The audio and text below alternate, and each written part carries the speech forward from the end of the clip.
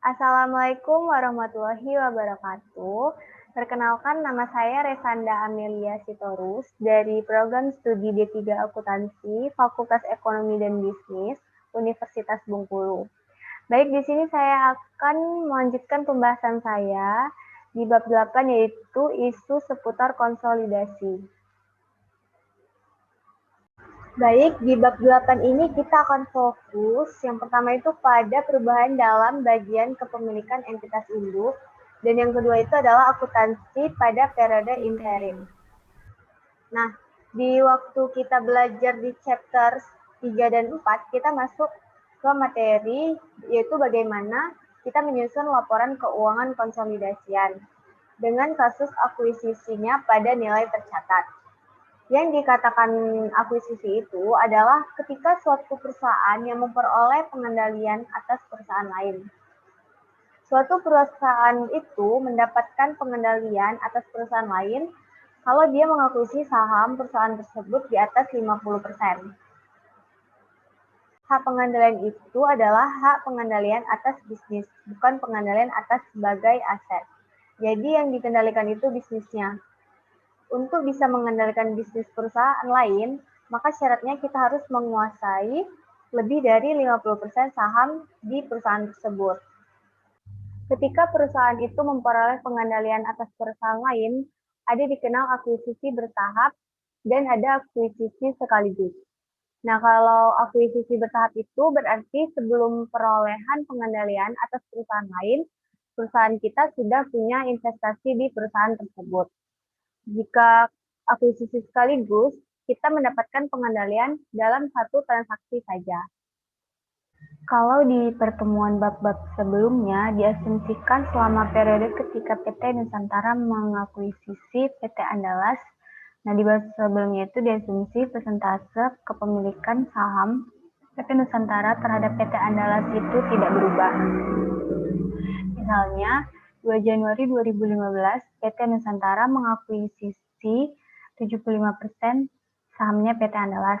Maka kalau di bab sebelumnya, itu diasumsi kepemilikan 75%, ini tetap tidak ada perubahan selama tahun 2015. Padahal, kenyataannya sangat mungkin setelah diakuisisi oleh PT Nusantara dengan kepemilikan 75%, kemudian PT Nusantara menambah persentase kepemilikan sahamnya di PT Andalas itu misalnya menjadi 90%. Tapi tidak dibahas di bab sebelumnya, baru dibahas di isu seputar konsolidasi. Itulah namanya perubahan kepemilikan saham PT Induk pada PT Anak. Tapi catatannya tidak menghilangkan pengendalian yang dimiliki oleh PT Induk. PT Nusantara waktu 2 Januari 2015 mengakuisisi 75% saham PT Andalas. Kemudian di tahun 2015, dia itu menambah sebesar 10%. Maka persentase kepemilikan PT Nusantara pada PT Andalas menjadi 85%. Pengendalian tidak hilang, tapi persentase kepemilikannya bertambah. Atau juga bisa berkurang, misalnya terjadi kesalahan transaksi yang mengakibatkan persentase kepemilikan saham PT Nusantara pada PT Andalas itu berkurang 60%. Nah, jadi turun 15%. Itu juga dibahas dalam materi ini. Yang penting, catatannya PT Nusantara tidak kehilangan pengendalian.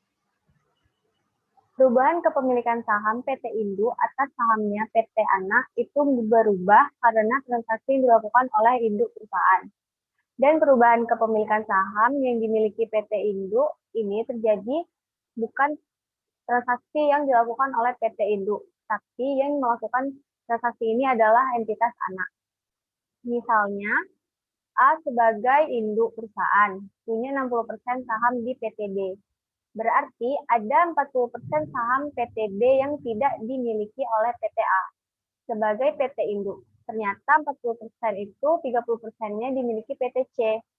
10%-nya dimiliki PTD.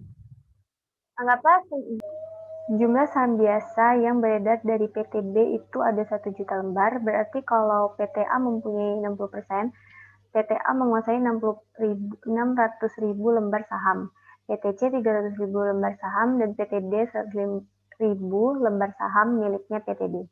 Kemudian terjadi perubahan kepemilikan saham yang dimiliki PTA atas sahamnya PTB. Pertama itu karena transaksi yang dilakukan oleh entitas induk itu sendiri. Contoh PTA membeli 100% sahamnya PTB dari PTC. Nah, itu yang namanya transaksi itu dilakukan oleh PT induk akibat dari PTA membeli 100.000 lembar saham dari PTB yang dimiliki oleh PTC. Maka sekarang jumlah kepemilikan PTA bertambah dari 60% menjadi 70%, yaitu 700.000 lembar saham. PTC turun menjadi 20%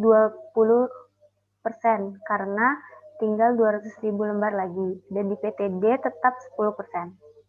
Jadi kalau ditanya, apa dampak ketika PTA membeli tambahan saham dari pihak ketiga?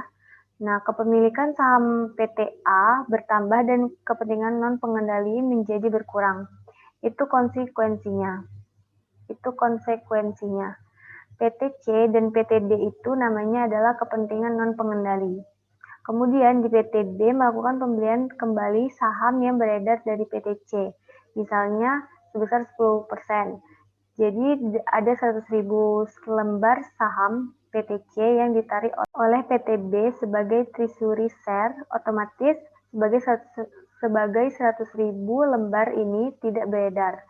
Berarti yang beredar hanya 900.000 lembar.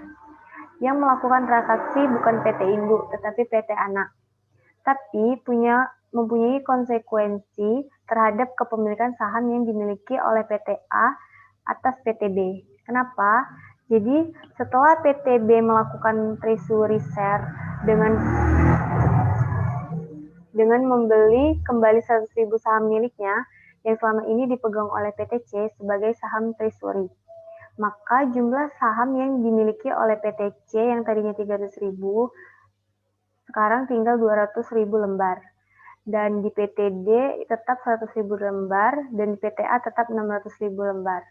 Jumlah yang beredar adalah 900.000 lembar. Yang 100.000 lembarnya dijadikan treasury share tidak beredar.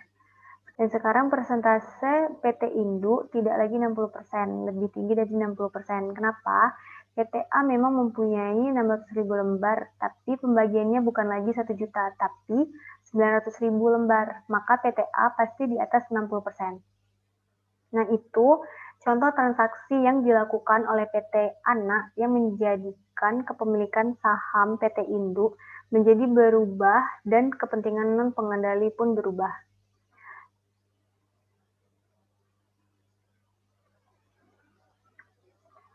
Nah, sekarang kita kembali lagi ke buku, yaitu menurut PSAK 65 2014, perubahan dalam bagian kepemilikan induk pada entitas anak yang tidak mengakibatkan hilangnya pengendalian entitas induk pada entitas anak adalah transaksi ekuitas. Kalau transaksi ekuitas, maka tidak akan ada pengakuan keuntungan atau kerugian. Nah, maksudnya kalau terjadi selisih, nanti itu tidak diakui sebagai keuntungan atau kerugian, tapi dia mempengaruhi ekuitasnya PT Induk.